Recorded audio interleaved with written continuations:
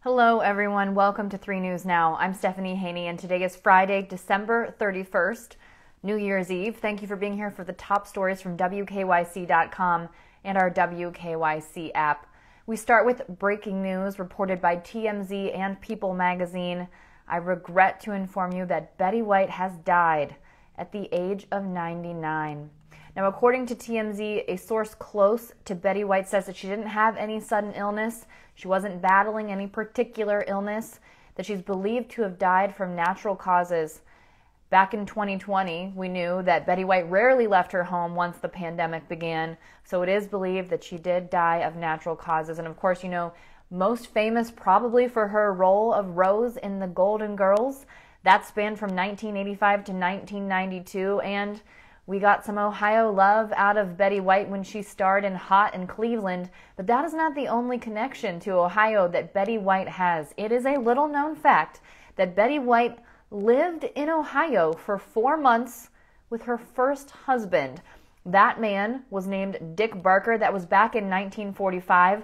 They married that year. They were together for about 8 months before divorcing later that year. And what did it in for the couple was living in a rural Ohio town called Bell Center on a chicken farm. Now, if you followed Betty White at all, you know that she's a huge animal lover. She told a story about how she ended up staying with his family in Bell Center, Ohio, and it was a chicken farm, like I said, so she would be asked to go out and kill a chicken for dinner, and that was just more than she could handle because the original plan was for those two to have a very different life, but this was back in the time that he had actually got called up to the war. He was a pilot, so because of that, plans changed, had to spend that time with his family.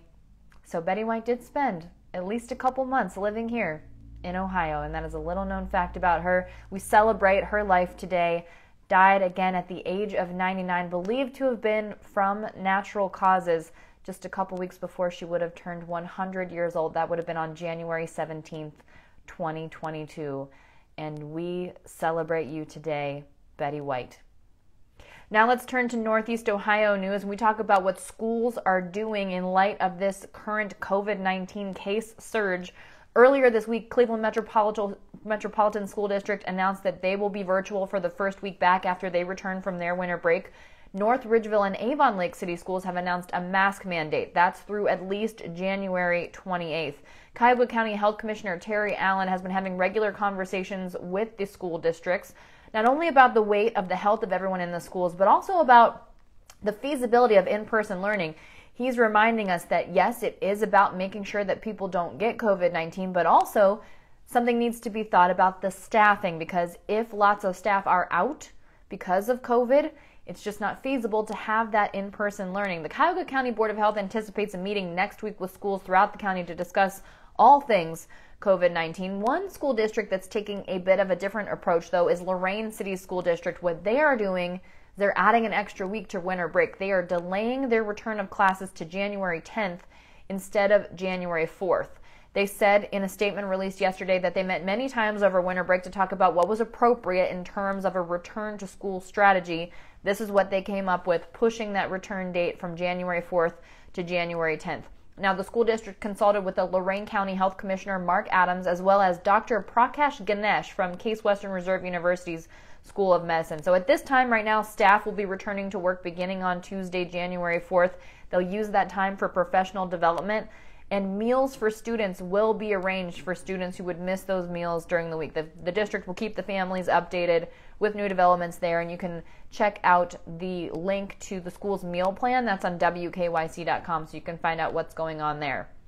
Now let's take a look at the latest COVID-19 numbers here in the state of Ohio. Reported today, Ohio has officially passed 2 million reported COVID-19 cases. That number is now 2,016,095. That dates all the way back to the beginning of the pandemic. Remember, we first learned of COVID-19 being here in Ohio in March of 2020. So today, we saw 20,598 new reported COVID-19 cases. Right now, there are 5,468 people in the hospital, and out of those people, 1,243 of them are being treated in an intensive care unit. Now, as we focus on our health and wellness, that's often a topic of conversation around this time of year on New Year's Eve as people are looking towards New Year's resolutions. And also, we've been very health focused as we've been living in a pandemic for almost 2 years now. So here are 6 things that the Cleveland Clinic says you should have in your medicine cabinet to be prepared. By the way, we are also in another cold and flu season. So this is overall health that we're talking about, not just in a situation of a pandemic. First, a working thermometer. Fever is one of the most prominent symptoms of COVID-19 and the flu, so being able to track your temperature is important according to the Cleveland Clinic. Also, number 2, fever reducers and painkillers, whether that's acetaminophen, which you can find in Tylenol, or ibuprofen, which can be found in Advil.